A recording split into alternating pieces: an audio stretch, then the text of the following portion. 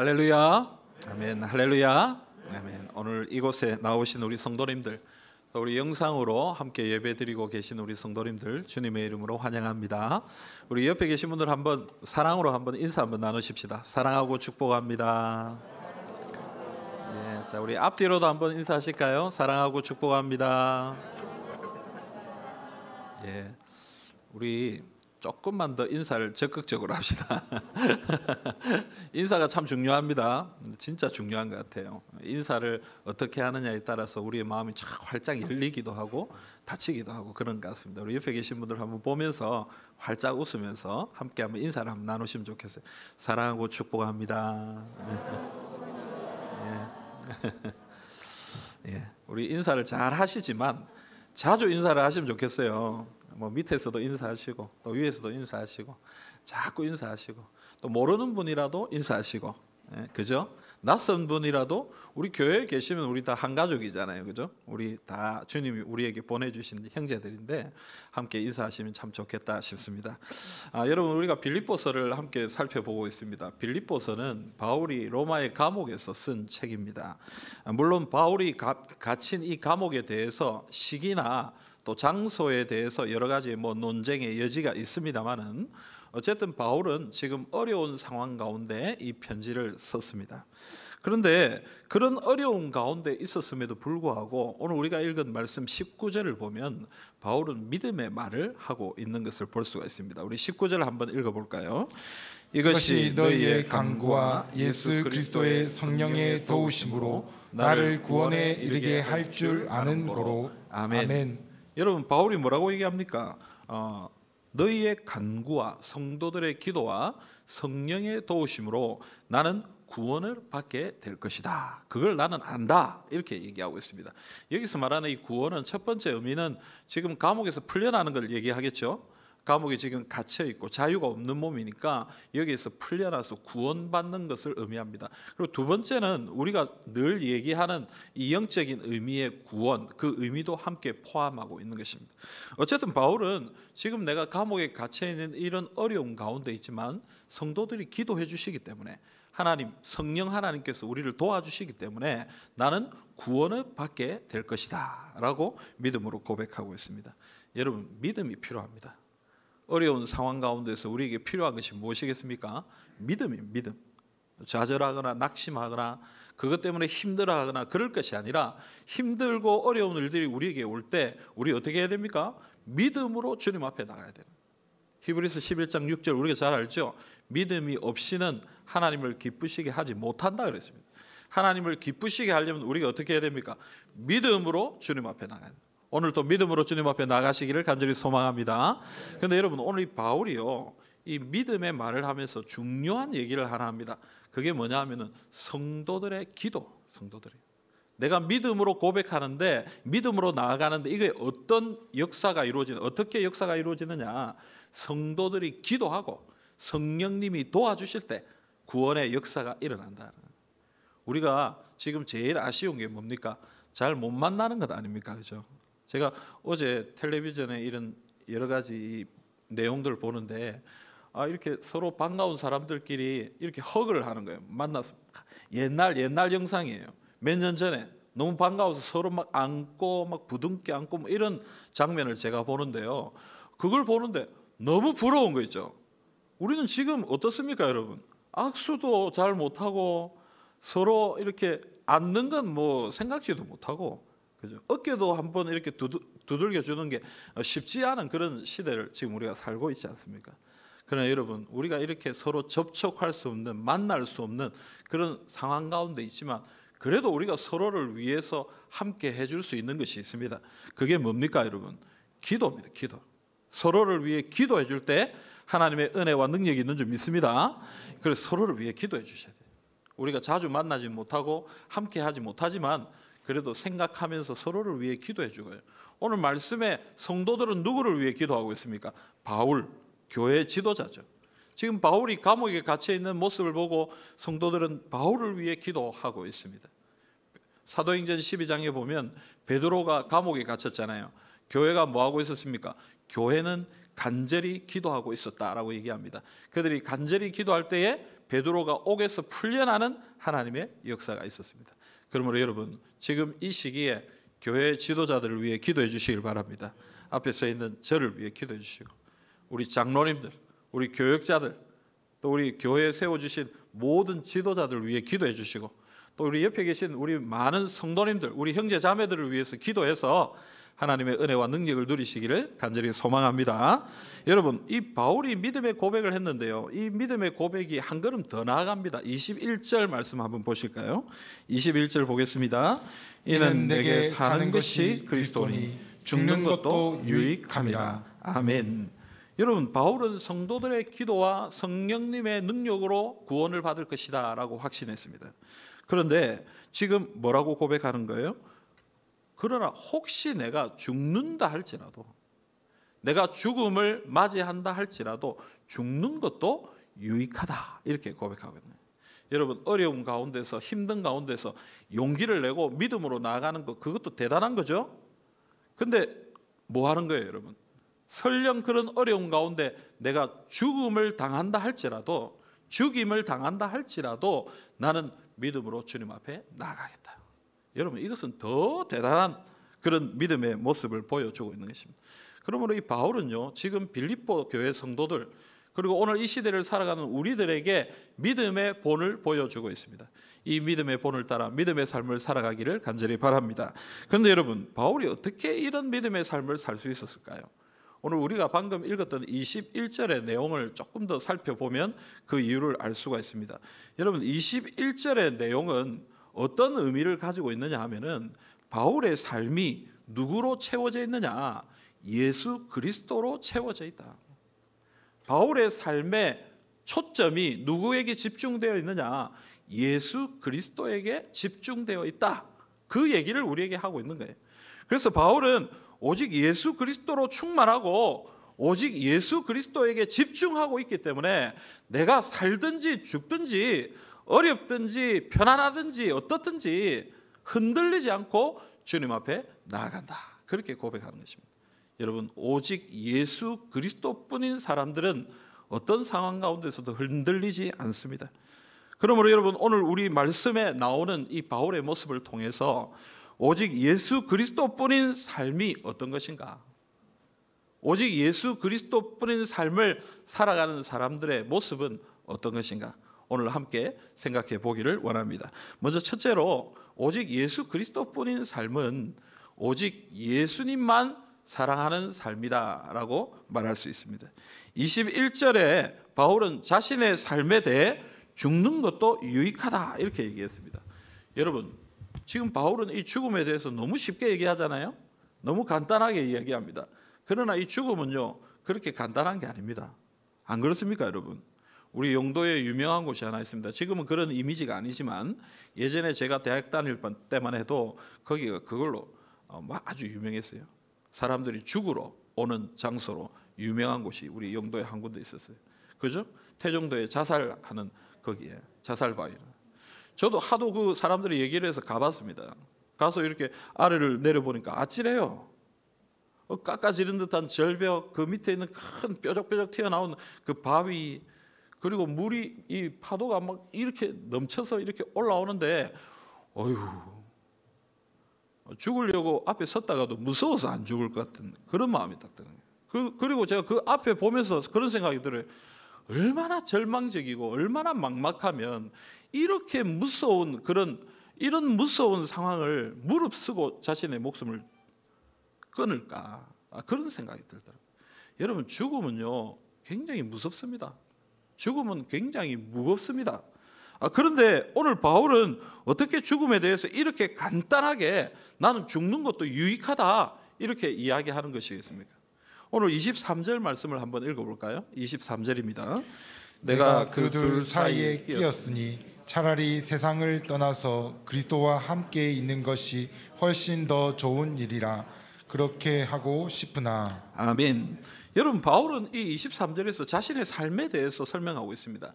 자신의 삶이 어떠하다고 얘기합니까? 둘 사이에 끼어 있다. 둘은 뭡니까? 하나는 삶이고 하나는 죽음입니다.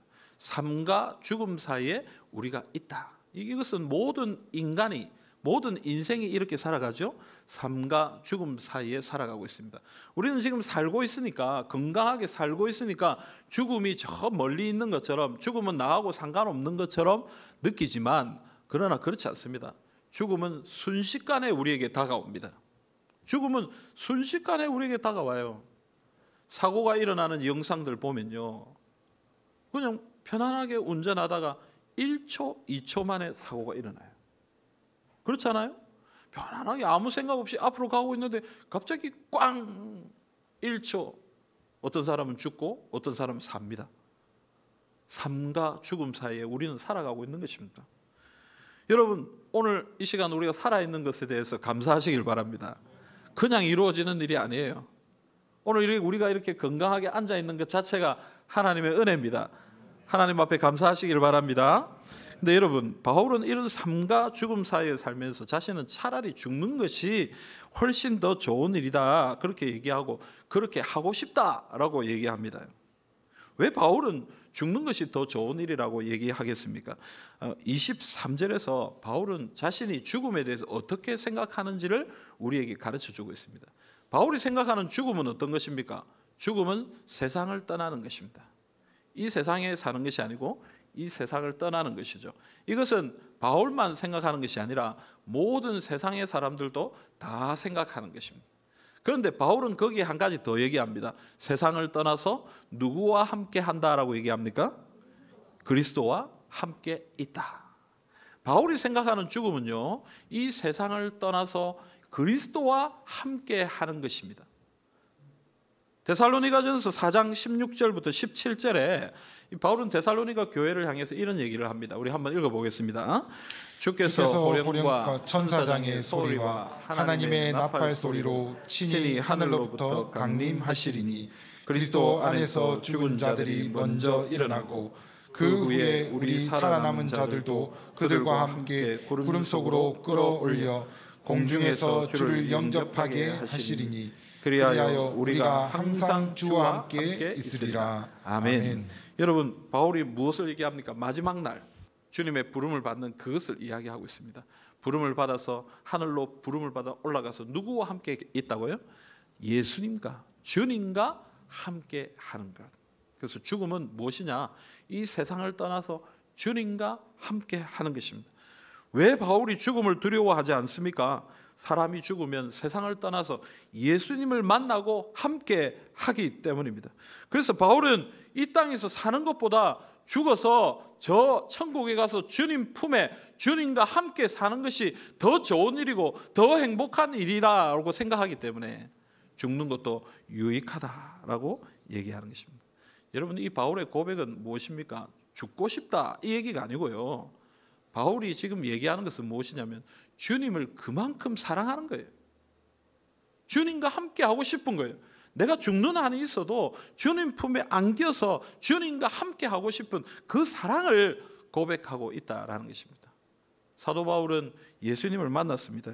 사도행전 9장에 다메섹으로 가는 그 길 가운데 예수님이 이 사울을 불러주셨어요. 사울아, 사울아, 내가 어찌하여 나를 박해하느냐? 누구십니까? 네가 박해하는 예수다. 여러분, 바울은 예수님을 만났습니다. 그 예수님을 만남으로 인해서 그토록 예수 믿는 사람을 괴롭히던 사람이 예수님을 믿고 예수님을 전하는 사도가 되었습니다. 그리고 그 예수님의 사랑과 은혜 가운데 예수님을 사랑하게 되었습니다.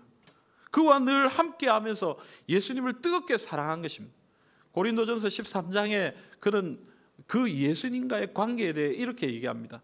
지금은 거울과 같이 희미하지만, 거울로 보는 것 같이 희미하지만 마지막 날 나는 얼굴과 얼굴을 대면하여 보는 것처럼 주님을 만날 것이다.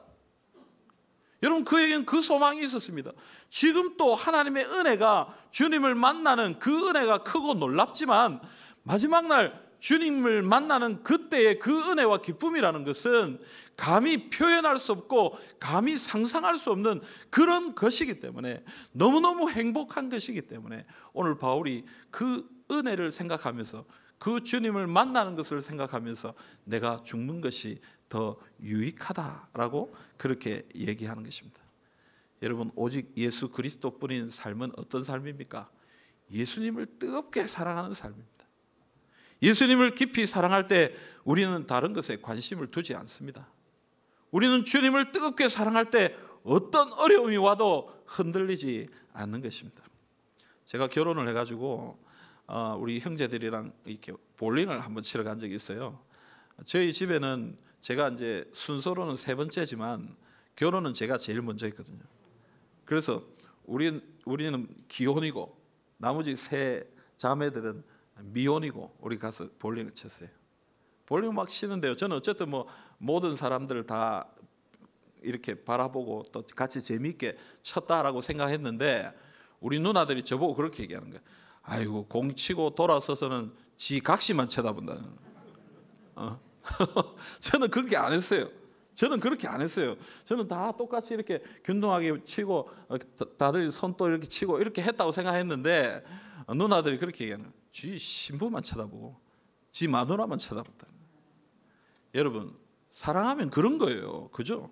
사랑하는 사람만 보여요. 사랑하는 사람만 생각이 돼요. 사랑하는 사람만 도와주고 싶어요. 그게 사랑이잖아요. 우리가 예수님을 사랑하게 될 때 예수님만 보이는 거예요. 예수님만 생각하게 되는 거예요. 예수님만 섬기고 싶은 마음이 생기는 거예요. 물론 사람마다 그 차이는 있지만 처음 예수님을 믿고 예수님을 사랑하게 될 때 우리는 오로지 예수님뿐인 삶을 살았습니다. 그러나 시간이 지나고 좀 점점 변해가면서 예수님이 아닌 다른 것들이 자꾸 눈에 들어오고 예수님이 아닌 다른 것들이 우리 생각에 자꾸 들어오게 되었다라는 것이죠. 그것은 예수님을 향한 우리의 사랑이 식어가고 있다는 증거가 아닌가 생각됩니다. 여러분 진젠도르프 백작이라는 사람이 있습니다. 19살 때 이 사람이 여행을 갔는데요. 한 마을에 이 그림을 전시해 놓은 그곳에 들어갔습니다. 그림을 구경하는데 예수님의 그림이었어요. 예수님이 가시면류관을 머리에 쓰고 피를 흘리시는 그 장면을 그려놓은 그림을 보는데 이 진젠도르프의 마음에 감동이 왔어요. 나를 위해 죽어주신 예수님, 그때 성령님이 그 마음에 음성을 들려주시는데 나는 너를 위해 이렇게 목숨을 버렸는데 너는 나를 위해 무엇을 하느냐, 이 음성을 들었다. 이 사람이 감동을 받아서 예수 그리스도를 붙들고 돌아가서 자신의 모든 것을 내려놓고 선교사가 되었습니다. 복음 전하는 사람이 되었습니다. 그래서 모라비안 공동체를 이끌면서 그가 그의 삶을 살아가면서 200명이 넘는 선교사를 파송하고 주님의 일을 했다라는 것입니다. 우리가 잘 아는 이 존 웨슬레, 이 감리 교회를 세웠던 이 존 웨슬레도 이 진젠도르프 백작에게 은혜를 받고 하나님의 일을 감당했습니다. 여러분 이 사람이 가지고 있던 이 좌우명, 그가 가지고 있었던 아주 중요한 모토가 있었는데 그게 뭐냐면 나에게는 단 한 가지 열망밖에 없다. 그것은 예수님 오직 그분뿐이다. 여러분 이분이 고백하는 건 그거예요. 나는 예수밖에 없다. 나는 예수님만 사랑한다. 나는 예수님을 향한 열정만 가지고 있다. 그렇게 고백하는 것입니다. 사랑하는 성도 여러분, 저는 이 세상에 2 종류의 사람이 있다고 생각합니다. 예수 그리스도를 믿는 그리스도인, 그리고 예수 그리스도를 믿지 않는 비그리스도인. 교회 안에도 우리가 뭐 엄격하게 뭐 또 여러 가지 차등 뭐 여러 가지 세분화할 수 있지만 크게 저는 2 가지가 있다고 생각해요. 예수님을 뜨겁게 사랑하는 그리스도인, 어정쩡한 그리스도인. 주님을 사랑한다, 믿음으로 산다라고 얘기하면서도 세상 즐거움 그대로 누리고 세상의 기쁨 그대로 붙들고 세상 생각 속에 빠져 살아가는 그리스도인들이 있다라는 것입니다. 여러분은 어떤 사람들입니까? 여러분은 어떤 성도들입니까? 예수님을 뜨겁게 사랑해서 오직 예수 그리스도뿐인 삶을 살아가는 성도들입니까? 아니면 예수 믿는다, 교회 다닌다, 나는 천국 간다, 천국 가는 걸 무슨 보험처럼 생각하면서 그냥 내 삶을 아무렇게나 살아가는 그런 그리스도인입니다. 오늘 우리가 우리 자신을 좀 돌아볼 수 있기를 간절히 소망합니다. 예수님을 뜨겁게 사랑할 때 우리는 오직 예수 그리스도뿐인 삶을 살아갈 수 있습니다. 오늘 바울처럼 예수 그리스도를 뜨겁게 사랑하는 주님의 백성들이 다 될 수 있기를 간절히 소망합니다. 2번째로 여러분, 오직 예수 그리스도뿐인 삶은 오직 예수님을 위해 살아가는 삶이다라고 말할 수 있습니다. 바울은 차라리 세상을 떠나 그리스도와 함께 하는 것이 좋은 일이다라고 얘기했습니다. 그런데요, 24절을 보면 자신이 육신 가운데 있는 일에 대해서도 이야기하고 있습니다. 24절 한번 읽어봅시다. 내가 육신으로 있는 것이 너희를 위하여 더 유익하리라. 아멘. 아멘. 여러분, 바울은 자신이 살아있음으로 인해서 성도들이 유익하다 이렇게 얘기합니다. 왜요? 바울이 살아있는 것이 왜 성도들에게 유익합니까? 구원받은 이 감옥에서 풀려난 바울이 빌립보 교회 성도들을 찾아가서 말씀을 전하고 그들을 격려할 때에 그들의 믿음이 자라고 진보할 것이기 때문에 그렇습니다. 또한 이 감옥에서 풀려난 바울이 그들을 찾아갔을 때 이 성도들이 무엇을 알게 됩니까? 하나님 살아계신다. 감옥에 갇혀있던 이 바울을 구원해 주시고 이 바울을 통해서 복음의 역사를 허락하시는 하나님, 그 하나님의 능력을 인정하고 찬양하고 자랑하게 될 것이기 때문에 그것이 유익하다라고 얘기하고 있는 것입니다. 그런데 여러분, 이 바울은 죽는 것이 더 좋은 일이다라고 했습니다. 왜냐하면 주님과 함께 하는 것이 좋은 것이기 때문에 그렇다. 그런데 지금 사는 것도 좋은 일이다라고 얘기합니다. 왜? 사는 것도 왜 좋은 일, 유익한 일이라고 얘기합니까? 교회와 성도들을 위해서 주님이 맡겨주신 사명을 감당할 수 있기 때문에 좋은 일이다라고 얘기하는 거예요. 여러분, 바울은 살든지 죽든지 다 주님을 섬길 수 있기에 주님 때문에 좋은 것이다 라고 그렇게 얘기하는 것입니다. 20절 말씀 한번 읽어보겠습니다. 나의 간절한 기대와 소망을 따라 아무 일에든지 부끄러워하지 아니하고 지금도 전과 같이 온전히 담대하여 살든지 죽든지 내 몸에서 그리스도가 존귀하게 되게 하려 하나니. 아멘. 여러분, 바울에게는 간절한 기대와 소망이 있었습니다. 내가 살든지 죽든지 내 몸에서 그리스도가 존귀하게 되는 것, 그것이 그의 기대와 소망이었습니다. 여러분, 이 말씀은요, 사는 것이 좋으냐 죽는 것이 좋으냐 뭐 그걸 따지는 얘기가 아닙니다. 살든지 죽든지 그건 상관없어요. 우리가 살든지 죽든지 오로지 주님을 존귀케 한다면 그건 상관없는 일이다라고 바울은 이야기하고 있는 것입니다. 여러분, 살게 되면 그리스도를 존귀하게 하기 위해 살아야 하고 죽게 된다 할지라도 그것 또한 그리스도를 존귀케 하는 일이 되어야 한다라는 것입니다. 여러분, 여기서 존귀하게 한다는 말은 뭡니까? 헬라어로 메갈리노라는 단어인데요, 이 단어는 위대하게 만든다, 높인다, 그리고 증가시킨다, 이런 의미가 있습니다. 그래서 여러분, 바울의 삶의 목적은 무엇이냐? 예수님의 이름을 높이고 예수님께 영광을 올려드리고 예수님의 이름을 전하여서 믿는 자들이 더 많아지고 복음이 더 많은 사람들에게 전달되는 그것이 그의 삶의 목적이었다라는 것입니다.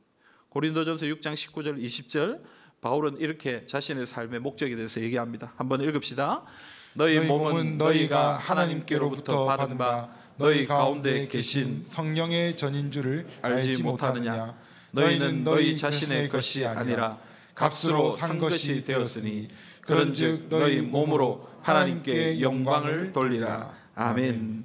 여러분, 너희 몸으로 하나님께 영광을 돌리라. 우리 삶의 목적이 무엇이라고 얘기하는 것입니까? 주님에게 영광을 돌리고 하나님께 영광을 올려드리는 것이 우리의 삶이다. 그래서 바울은 우리가 죽든지 살든지 우리가 해야 할 일이 무엇인가? 하나님께 영광을 올려드리는 것이다. 그 얘기를 하고 있는 것입니다.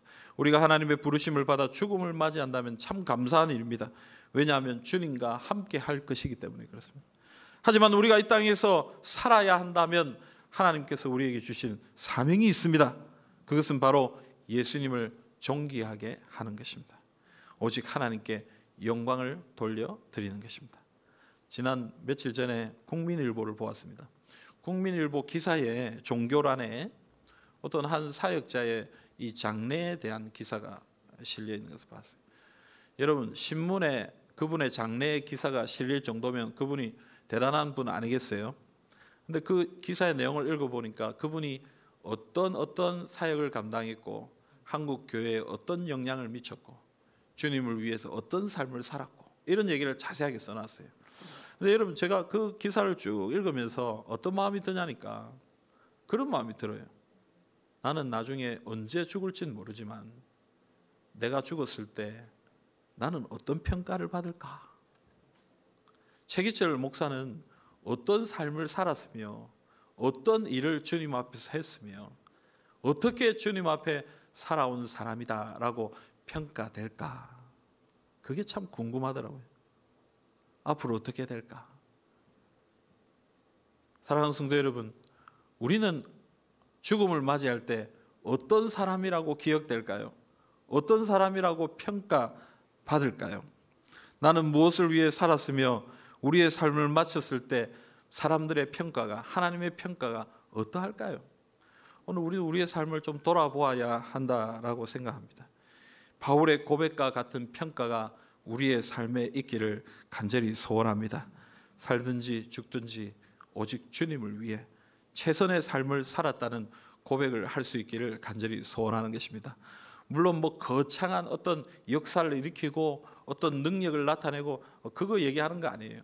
사람들이 알아주지 않는다 할지라도, 우리가 행한 일이 아주 작은 일이라 할지라도 하나님 앞에서 최선을 다해 하나님, 저는 살든지 죽든지 주님을 위해 살았습니다. 그렇게 주님께 인정받는 사람이 되어야 되지 않겠나 하는 생각을 하게 되는 것입니다. 사랑하는 성도 여러분, 오직 예수 그리스도뿐인 삶은 오직 예수님을 위해 사는 삶입니다. 오늘 우리가 이러한 삶을 살기로 결단하고 작정할 수 있기를 간절히 소원합니다. 내가 살든지 죽든지 주를 위해 살게 해주십시오. 최선을 다해 주님 앞에 결단하고 기도하는 주님의 백성들이 다 되시기를 주님의 이름으로 축복합니다. 사랑하는 성도 여러분, 오늘 바울의 고백을 우리가 믿음으로 붙들 수 있기를 바랍니다. 20절, 21절을 한 번 더 읽어보십시다. 20절, 21절입니다.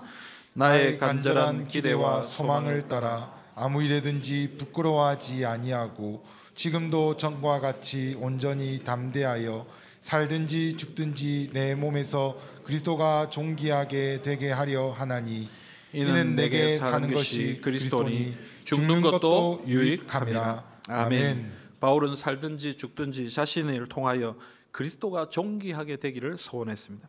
바울은 오직 예수 그리스도뿐인 삶을 살았습니다. 저는 오늘 이 설교를 준비하면서 몇 권의 책을 좀 참고했는데 그 책 가운데 어떤 이런 기록이 있는 것을 보았습니다. 굉장히 감동적인 내용이었어요. 메디 디바지라는 사람에 대한 이야기였는데요. 이 사람은 이란 사람입니다. 이슬람 교도였습니다. 그런데 이슬람 교도였는데 예수를 믿었어요. 예수를 믿고 기독교로 개종을 하니까 이슬람 법으로 그걸 배교의 죄다. 이 배교의 죄는 이슬람 법으로 사형이 처해지는. 그런데 이 사람이 재판을 받아야 되는데 재판을 받기까지 10년이라는 시간이 걸렸습니다. 감옥에 갇혔습니다. 10년 동안 감옥에 갇혀 있다가 이제 드디어 10년이 지난 후에 감옥에서 재판을 받았는데요. 결국 사형을 언도받았습니다.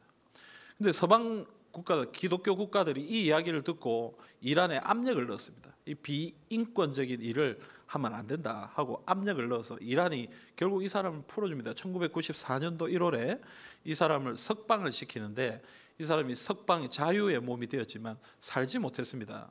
공원에 나갔다가 의심스러운 사건에 의해서 그냥 살해를 당합니다. 많은 사람들이 이건 아마 이란 정부가 이슬람 교도 사람들이 그들을 죽였을 것이다 이렇게 판단했습니다. 그런데 여러분, 이 사람이 재판을 받을 때 자기의 상황에 대해서 변호했던 이야기가 있습니다. 그 얘기를 제가 한번 읽어드리고 싶습니다.